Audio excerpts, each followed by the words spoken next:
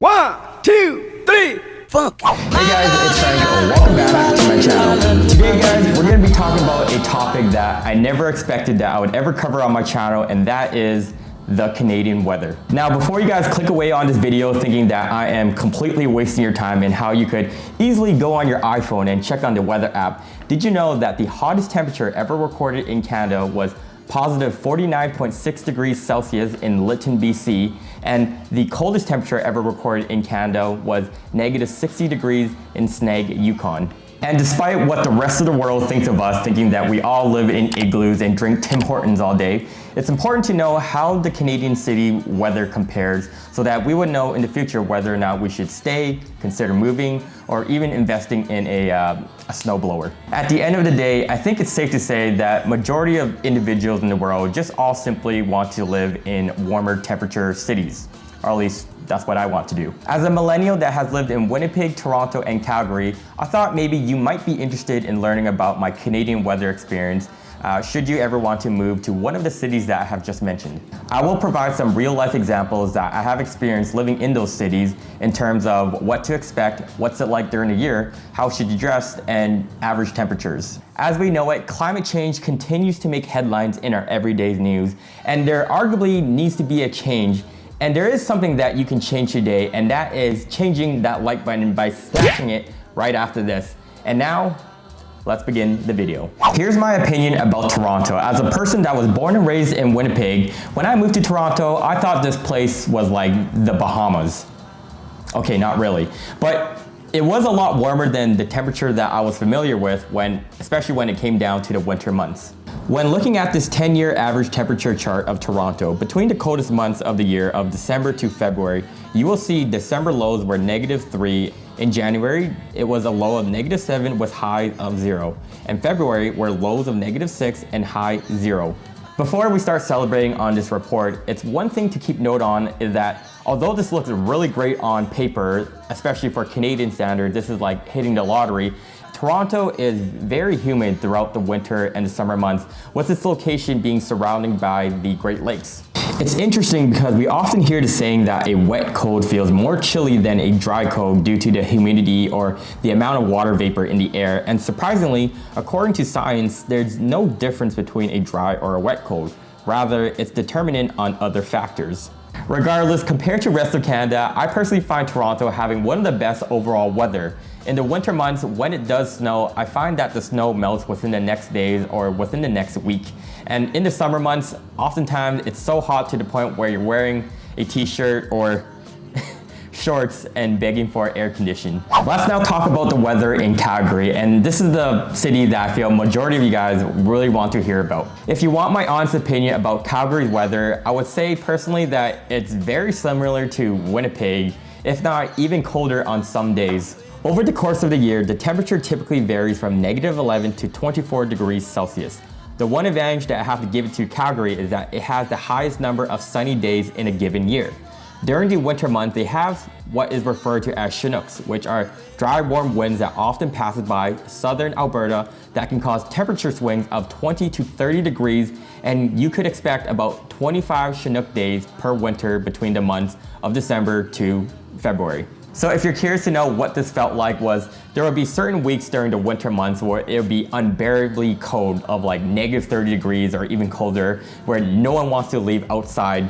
And then the following weeks, there will be days where it gets so warm to the point where everything melts. Like the snow will melt, the roads will be super slushy. And the thing was, even though it was kind of messy in the city, you would almost prefer that because at least you know that the snow was melting and it's not there for the whole year. Now, this is something that might surprise some people, and in the summer months of Calgary, I found the temperature in the city never getting extremely too hot. I would say it would hover around 20 degrees Celsius plus and minus 5. And in the evenings or even in the early mornings, you can easily get away with wearing a light jacket, a sweater. You won't look crazy wearing those things, and that's something that I found a little bit shocking when I moved there. I also noticed while living there that the weather really fluctuated even during the day, to the point that I recommend that a lot of people even store their sweaters or a light jacket in the back of their cars for the evenings or days where Mother Nature decides to thunderstorm on you while canoeing. This is actually a true story. The next city is my home city, and that is Winnipeg. And what's the weather like living in Winnipeg? And the answer to that is cold, like really cold. But hear me out on this. Over the course of the year, the temperature typically varies from -19 to 27 degrees Celsius. Like I mentioned earlier, I find the weather in Winnipeg very like for like with Calgary. Although in Winnipeg, I find that you get a little bit more days of extreme colds of -30 with the wind chills getting to even -40 at times. This is sort of my opinion, but at least I find in Calgary that if it does snow as early as September or October, there's a good percentage that that snow will melt at some point during the winter months. However, in Winnipeg, if it snows as early as October, good luck. It's likely gonna stay there as late as April or even May at times. It's kind of funny because any person that has lived in Manitoba knows that every car out there has this thing called a block heater, and essentially you plug your car into an outlet. No, not because it's an electric car or it's a Tesla, rather it's because in the early morning when you're trying to get to work, you want your car to get moving. And what this does is it warms the engine block. On the flip side of it, and looking at the summer months in Winnipeg, I will give Winnipeg credit that it does get fairly hot during the summer period, to the point where you can easily get away with wearing short skirts, t-shirts, cheer team captain. Okay, you get the point here. The point is that a lot of people in Winnipeg would go to Winnipeg Beach, Grand Beach, and there's no worry about wearing a light jacket or packing it in the back of your car because it gets extremely hot out there during the summer. The only fair warning that I have to say is that mosquitoes really kill your summers during the evenings, is what I remembered. As a bonus, I want to provide some information that I have gathered about Vancouver, despite never have lived there, only visiting a few times and quite honestly watching a lot of YouTube videos. Over the course of the year, Vancouver temperature typically varies from 2 degrees to 23 degrees Celsius, and rarely below -4 or above 26 degrees. Being based on the west coast of Canada and next to the Pacific Ocean, Vancouver has a moderate climate throughout the year and is one of the warmest cities in Canada. And what this means for us is that even though it is a Canadian city, it's one of the few cities in Canada that experiences very little snow, if not any, throughout the year, which is pretty nice. But the only thing is that the exchange of this is that you get a lot of rainfall. In fact, you get about 192 days of rain throughout the year on average. And I guess an easy way of looking at it is determining whether you're a type of person that prefers snow and sunshine, or you're a type of person that prefers little to no snow, but with a lot of rain. Here's the thing about Vancouver, that if I framed it like that, even I'm gonna be choosing the no snow and rain route.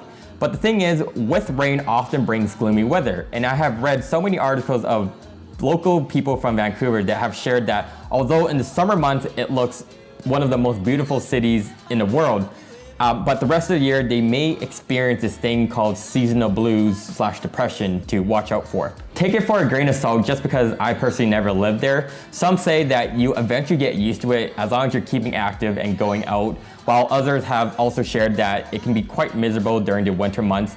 I think it really just depends on every person's mentality.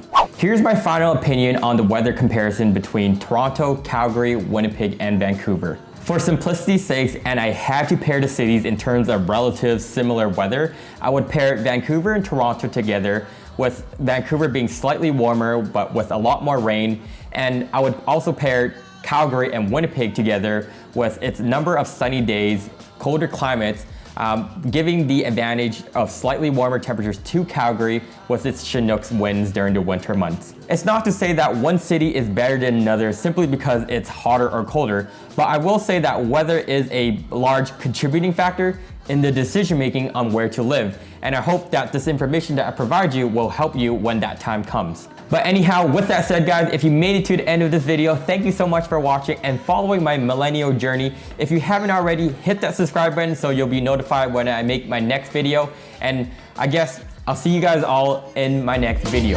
Peace.